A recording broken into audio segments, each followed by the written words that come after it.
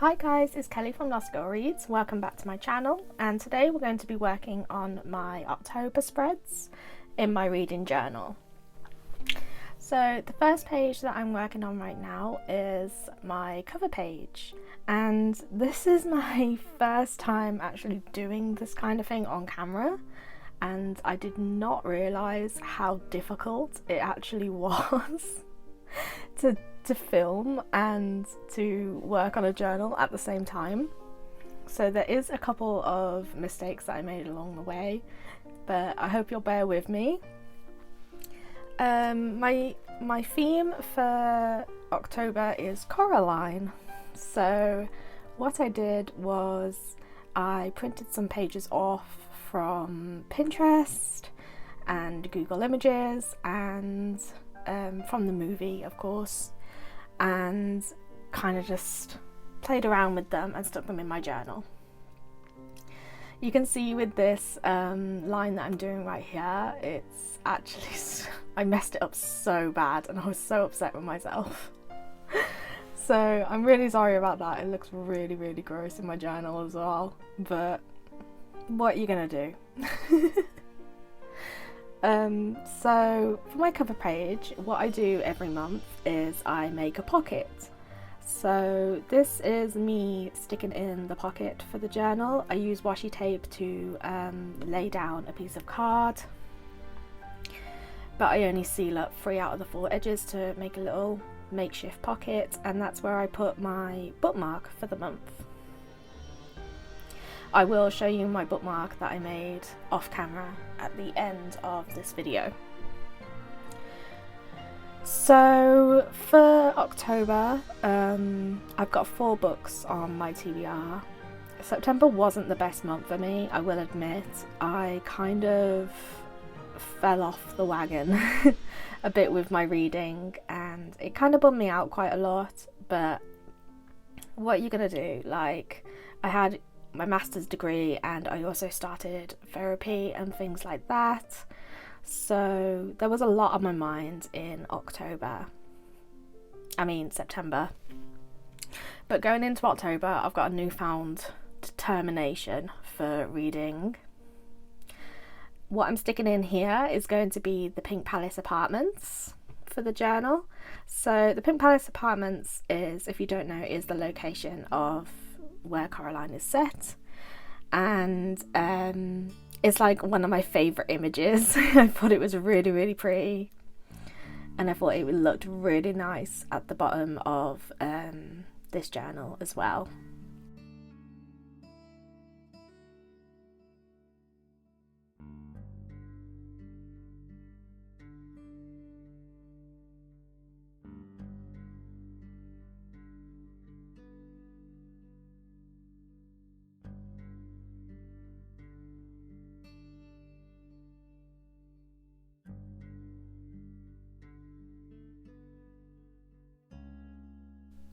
Again, I apologise for anyone who looks at this and gets really frustrated by the fact that it's not in the centre, because I certainly am. But what are you going to, but like, at the end of the day, this is my first time, so I'm trying to be nice about myself about it and not like get really frustrated with myself for not managing to make something really perfect, because at the end of the day, this is a reading journal and it's meant to be really fun, you know? What I managed to do before filming was stamp out all my titles so that I wouldn't have to do that on camera. So I have the stamped out October title here, and I'm going to basically just stick that in the centre of the little bit of card on the side. And after a few images, that kind of just sums up the cover page, and I'm a little disappointed in how it looks. I wanted it to look really, really cool and fun, but this is my first reading journal, so I'm not really pressuring myself too much to make it really fancy, because I know there's a lot of really fancy reading journals out there on YouTube. But as this is my first one, and I've only been doing it for this year, some mistakes are going to be made and some scruffiness is going to be there.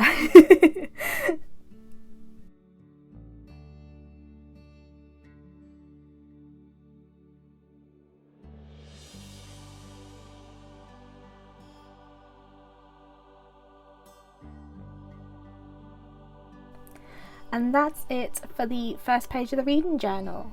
The next page that I'm going to be working on is my TBR page.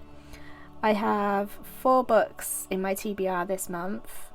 I would usually have some more prompts that would make me try to motivate me to read more, but it hasn't been working out this past few months because university has been really busy and my mental health hasn't been all there.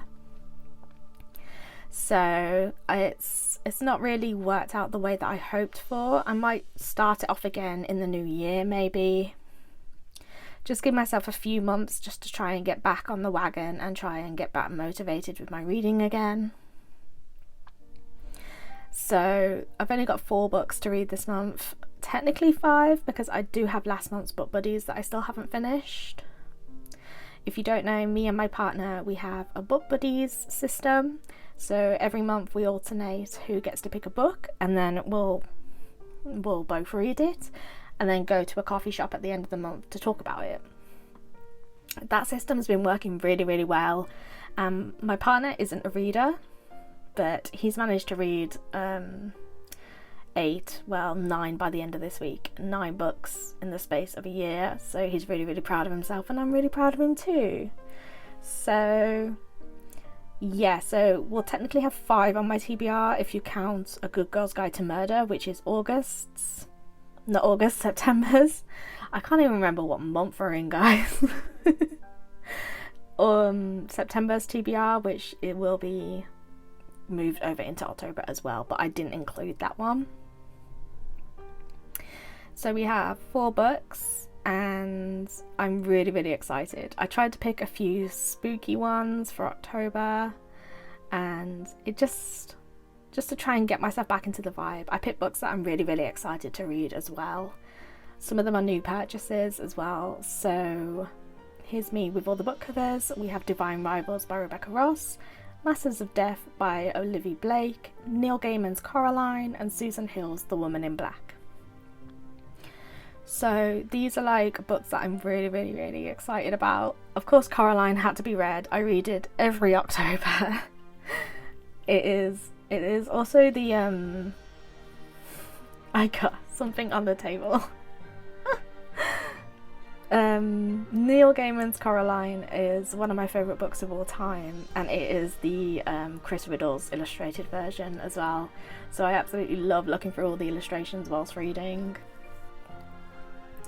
And Masters of Death is a new release, I believe, and I saw it in my local Forbidden Planet and I was so enthusiastic about it that I just had to pick it up there and then.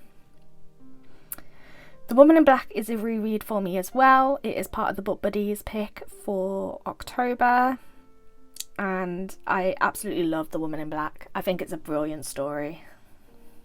And Divine Rivals.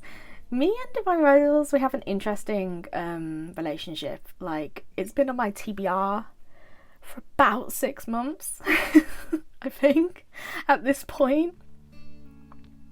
If I look through the journal, like, that cover would be in my TBR like so many times, but I just have not got around to reading it, and I really, really hope that this month is the month that it will actually be read.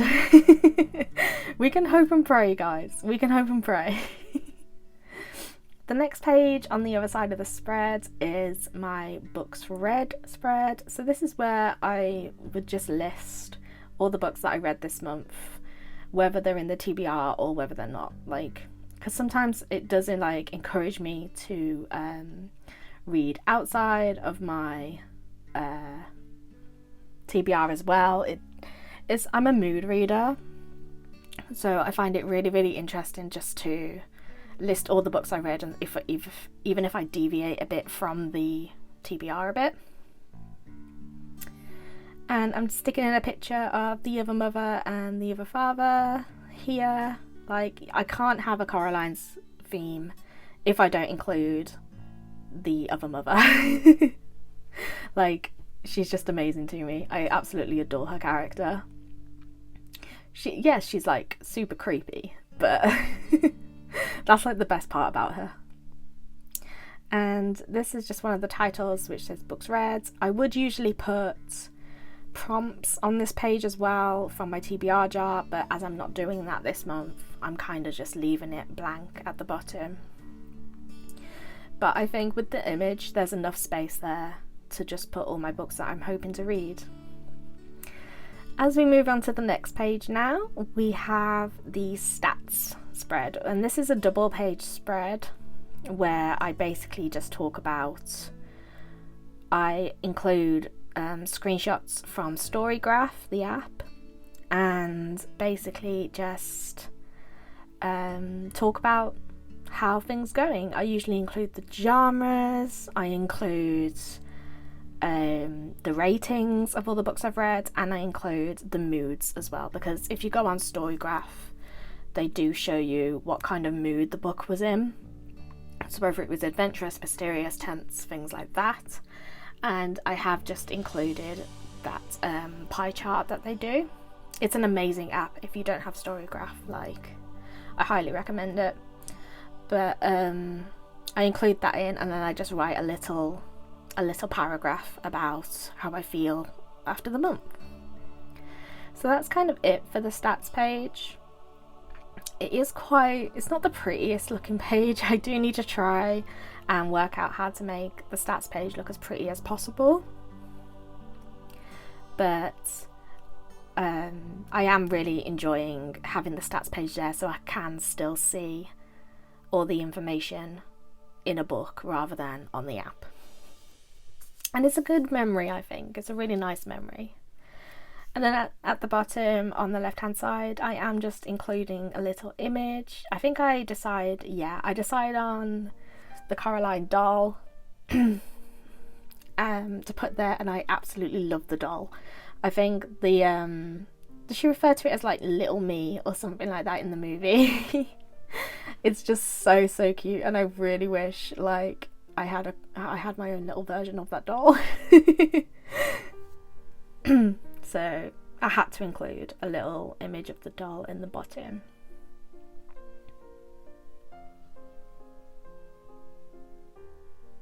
This is the final 2 pages now, and on the left hand side of the spread I am going to put, it's going to become my quotes page.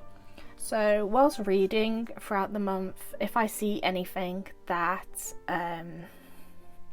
either inspires me or really sticks with me after reading, I will just jot the quote down in that spread. I haven't done many of them lately. I think I've only got 1 or 2 quotes on my quotes pages for the month, but I am hoping that as I really want to read a lot more this month, that it will encourage me to you know, like, use it more. But yeah, like, the quotes page is really simple to me, and it is a must when reading because I'm a writer, so quotes stick with me a lot more. Like, most of my tattoos are just quotes or lyrics. So I absolutely adore the quotes pages, and I find them really interesting to go back and have a nose at as well.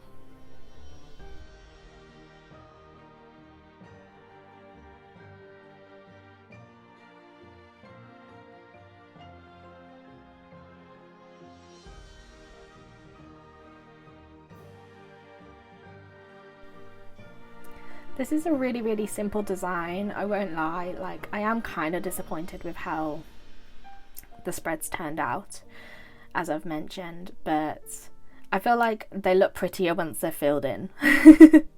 That's what I'm holding on to at this point, but I do think they do look a lot prettier once they're all filled in and you see all the information on the page. But at the bottom I just used my last little picture from the Coraline movie, and it is Coraline herself in her little cute little hat that she has. I absolutely love that hat. And on the second on the second page, like on the other side, this is going to become my favourite book of the month page. And on this page, all I do is I print out a copy of the cover of my favourite book of the month. It doesn't necessarily mean my highest rated, it just means what book I had the most enjoyment out of reading. And I put the cover in and then I write my review. I mostly kind of just like copy out my review that I use on Storygraph and just put it on there. But it's still a very, very important part of my reading journal. And here's me showing off my bookmark for the month. I've made that off camera and I kind of just stuck it in. That's me testing the pocket. And this is the final flip through. So thank you so much for watching. It really means the world to me. Please remember to like, comment and subscribe, and I'll see you in the next video. Bye!